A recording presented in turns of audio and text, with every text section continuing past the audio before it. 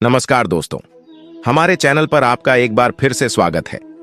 आज हम महाभारत के उस हिस्से पर चर्चा करेंगे जिसे अक्सर नजरअंदाज कर दिया जाता है। महाभारत के युद्ध में हजारों सैनिक मारे गए थे, लेकिन क्या आपने कभी सोचा है कि उनके पीछे रह जाने वाली पत्नियों का क्या हुआ? यह एक महत्वपूर्ण और मार्मिक प्रश्न है। तो चलिए आज इसी विषय पर बात करते हैं। महाभारत का युद्ध इतिहास के सबसे भीषण युद्धों में से एक था।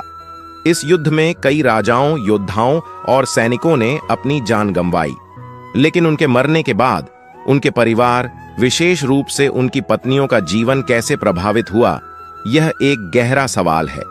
महाभारत में यह साफ तौर पर नहीं बताया गया कि युद्ध में मारे गए सभी सैनिकों की पत्नियों का क्या हुआ, लेकिन उस समय के समाज और परंपराओं के आधार पर हम कुछ बातें समझ सकते हैं।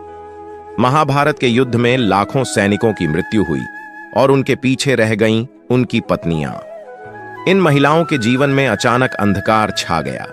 उनके पति, जो उनके जीवन के आधार थे, अब नहीं रहे। उन्हें न केवल अपने पति की मृत्यु का शोक सहना पड़ा, बल्कि समाज में विधवा होने का कलंक भी झेलना पड़ा। महाभारत के युद्ध के बाद अश्वत्थामा ने पांडवों के परिवारों पर आक्रमण किया। उसने युधिष्ठिर और उनके भाइयों के सोते हुए पुत्रों को मार डाला, जिससे कई रानियां और पत्नियां विधवा हो गईं। यह घटना उन महिलाओं के लिए और भी अधिक दुखदाई थी जिन्होंने पहले ही युद्ध में अपने पति खो दिए थे। प्राचीन समय में विधवाओं को समाज में कई प्रकार की कठिनाइयों का सामना करना पड़ता था। उन्हें अक्सर अपमानित किया जाता था और उन्हें धार्मिक अनुष्ठानों और सामाजिक कार्यक्रमों से अलग रखा जाता था। महाभारत के बाद कई महिलाओं को इस तरह की सामाजिक भेदभाव का सामना करना पड़ा होगा। महाभारत के बाद कुछ महिलाओं ने आध्यात्मिक मार्ग अपनाया। वे अपनी दुखद स्थितियों से उबरने के लिए धर्म और तपस्या का सहारा लेती थीं।